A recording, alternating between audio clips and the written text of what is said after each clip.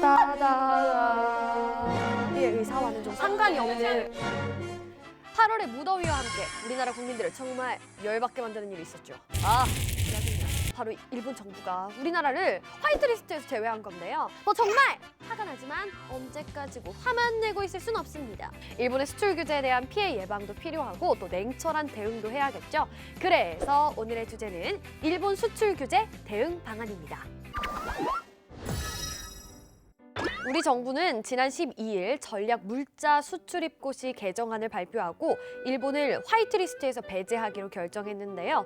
현행 제도는 일본, 미국, 영국, 독일 등 29개국을 포괄 수출 허가가 가능한 가지역으로 나머지 국가들을 나지역으로 구분하고 있는데 가의 이 지역에 일본을 포함시키기로 했습니다.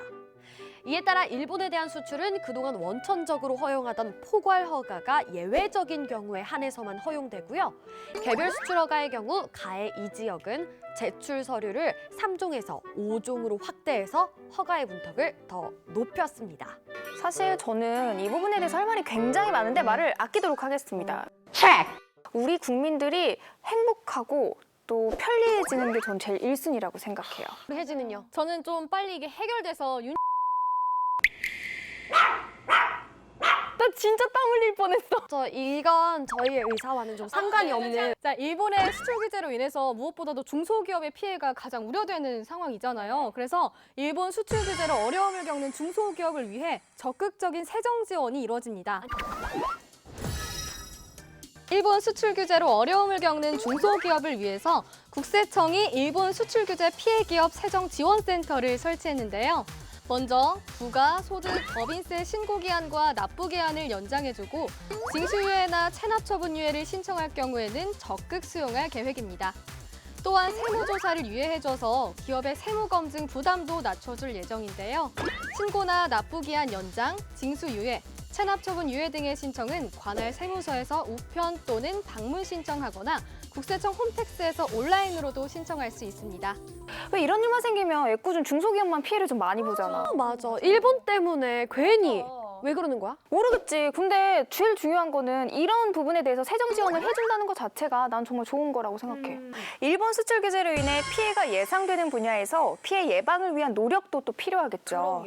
피해를 입었거나 또 입을 것으로 예상되는 소재, 부품, 장비 분야 기업에 3,300억 원을 지원하기로 했습니다.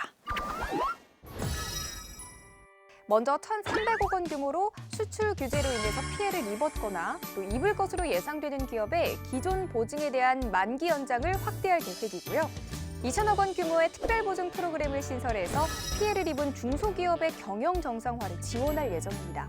또한 기술보증기금에서는 일본 수출 애로 피해 신고센터 및 비상대책단을 운영해서 피해가 접수될 경우 관련 사항을 신속하게 파악하고 또 해결해서 중소기업의 피해가 최소화될 수 있도록 지원하고 있습니다.